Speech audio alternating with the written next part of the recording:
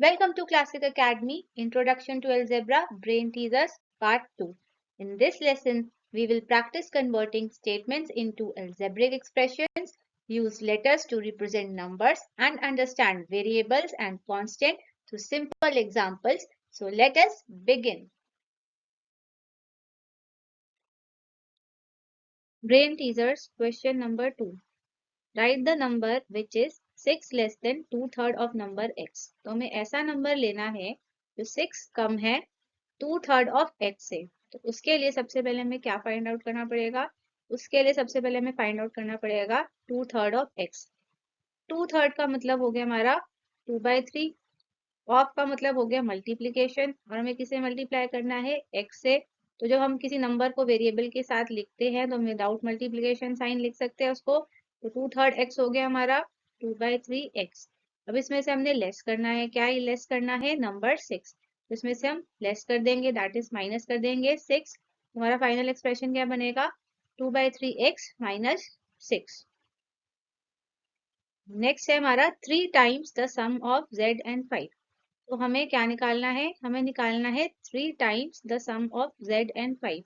उसके लिए सबसे पहले हमें क्या पता होना चाहिए कि z एंड 5 का सम क्या है। z एंड 5 का सम कैसे निकलेगा? इन दोनों को ऐड करके। तो z में जब हम 5 ऐड कर देंगे तो वो हमारा क्या बन जाएगा? z plus 5। अब ये दोनों अनलाइक टर्म्स हैं तो इनका सम एज इट इज रहेगा। अब हमें इस सम का 3 टाइम्स निकालना है। 3 टाइम्स मतलब 3 मल्टीप्लाइड बाय द सम। तो हम यहाँ पे 3 लिख देंगे, यहाँ ब्रैकेट स्टार्ट करेंगे और यहाँ ब्रैकेट में पुट कर देंगे z प्लस 5। अब ये ब्रैकेट हमने इसलिए लगाया है क्योंकि विदाउट ब्रैकेट वो सिर्फ z का 3 टाइम्स हो जाएगा, लेकिन हमें पूरे सम का 3 टाइम्स चाहिए। फाइनल आंसर हो गया हमारा 3 bracket z plus 5 bracket close.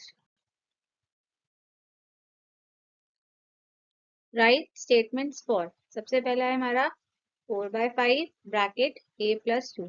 इसके अंदर क्योंकि हमारा जो ब्रैकेट है a प्लस 2 हमारा ब्रैकेट के अंदर है और उसके बाहर 4/5 है, तो मतलब कि हमने इस सम का 4/5 लिया है। और ये सम किस किस चीज का है? ये सम है a एंड 2 का। तो इसको हम कैसे लिख सकते हैं स्टेटमेंट में?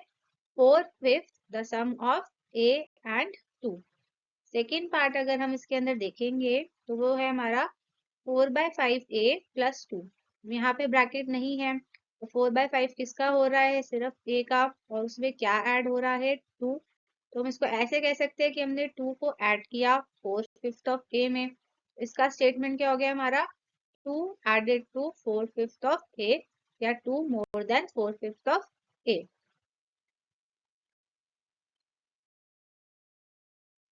Right the following expressions using literal numbers and arithmetic operation. तो हमारा फर्स्ट है diameter of circle is twice its radius.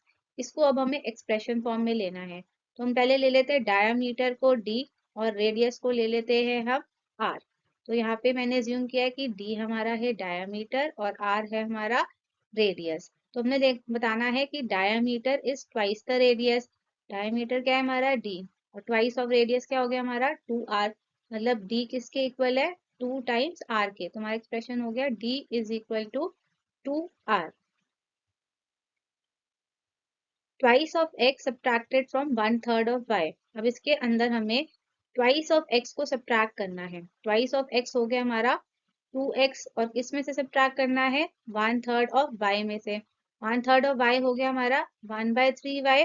1/3 मतलब 1/3 ऑफ मतलब मल्टीप्लिकेशन। और मैं किससे मल्टीप्लाई करना है? इसको y से। और हम इसको विदाउट मल्टीप्लिकेशन साइन लिख सकते हैं क्योंकि हमारा रूल है। इसको हम लिख सकते हैं 1/3y। और इसमें से हमने क्या सब्ट्रैक्ट करना है? Twice of x। Twice of x हो गया हमारा 2 इंटू एक्स, जिसको हम 2x लिख सकते हैं। 1/3y माइनस 2x हमारा हो गया final expression. Total cost of 3 tables at rupees x each and 4 chairs at rupees y each। तो हमें टोटल कॉस्ट निकालनी है अगर हम 3 टेबल्स और 4 चेयर्स परचेज करेंगे और हमें पर टेबल और पर चेयर का प्राइस गिवन है। तो 1 टेबल का कॉस्ट हमें गिवन है x और हमने कितने टेबल लिए हैं? हमने 3 टेबल्स लिए हैं। तो 1 to many निकालने के लिए हम क्या करते हैं? मल्टीप्लाई। अगर एक टेबल का कॉस्ट है x तो 3 टेबल्स का कितना हो जाएगा हमारा? 3x। सिमिलरली 1 चेयर का प्राइस हमें गिवन है ₹y और हमें 4 चेयर्स का निकालना है। 1 to many निकालने के लिए मल्टीप्लाई करेंगे तो 4 चेयर्स का हो जाएगा हमारा ₹4y। हमारा total cost of 3 table and 4 chairs क्या हो गया? 3 टेबल्स का 3x प्लस 4 चेयर्स का हो गया 4y। x एंड y हमारे जो है वो अनलाइक टर्म्स है। हमारा फाइनल आंसर यही हो गया, इससे ज्यादा फर्दर ये सिंप्लीफाई नहीं हो सकता। तो टोटल कॉस्ट होगी हमारी ₹3x plus 4y। Cost of 1 book if the cost of 10 books is ₹x। तो यहाँ पे हमें 10 बुक्स का कॉस्ट गिवन है ₹x और हमें एक बुक का निकालना है। तो जब हमें ज्यादा वैल्यू दी होती है और हमें एक का वैल्यू निकालना होता है तो हम क्या करते हैं, हम टोटल को उस चीज से या नंबर से डिवाइड कर देते हैं। तो अगर 10 बुक्स हमारी ₹x की है तो 1 बुक हमारी कितनी हो जाएगी, हम टोटल कॉस्ट को नंबर ऑफ बुक से डिवाइड कर देंगे तो वो हो जाएगा हमारा x/10 rupees. Right the product form of the following. हमें इनका प्रोडक्ट फॉर्म लिखना है। हमारा फर्स्ट टर्म है -3p³ q²r। तो सबसे पहले कोफिशिएंट हमारा हो गया -3। p कितने टाइम्स आ रहा है यहाँ पे? 3 टाइम्स। तो यहाँ पे हम 3 टाइम्स p मल्टीप्लाई कर देंगे into p into p into p। और q कितनी बारी आ रहा है हमारा? 2 टाइम्स। तो यहाँ पे हो जाएगा हमारा इंटू q। और r आ रहा है हमारा 1 टाइम्स। तो यहाँ पे आ जाएगा हमारा 1r। तो ये हो गया हमारा इसका प्रोडक्ट फॉर्म। सिमिलरली यहाँ पे हमें गिवन है -y⁻27, मतलब -y अपने आप से 27 टाइम्स मल्टीप्लाई हो रहा है। -y⁻27 होगी हमारी -y into -y into -y into -y। और यहाँ पे हम इसको डॉट डॉट डॉट 27 टाइम्स कर देंगे। आपको बार बार 27 टाइम्स y लिखने की जरूरत नहीं है, बस आप 4-5 बारी ऐसे लिख के डॉट डॉट डॉट और कितने टाइम्स है वो उसको वैसे ही फिल कर देना। Write a statement to represent a constant. तो मैंने यहाँ पे एग्जांपल लिया है number of days in a week. Number of days in a week fix रहते हैं हमारे 7, वो चेंज नहीं होते। तो ये हमारा कांस्टेंट है। And write a statement to represent a variable. इसमें मैंने लिया है टेम्परेचर, जो हमारा दिन दिन में चेंज होता रहता है। सो वो आपका फिक्स नहीं रहता, तो वो हमारा हो गया variable. Here are some practice questions on what we have discussed till now. Why don't you try to solve these yourselves? Dear students, this is the end of today's lesson. In the next video, we will begin working on remaining questions of brain teasers. So stay tuned and keep practicing. I hope you have learned something new. You understood it with joy.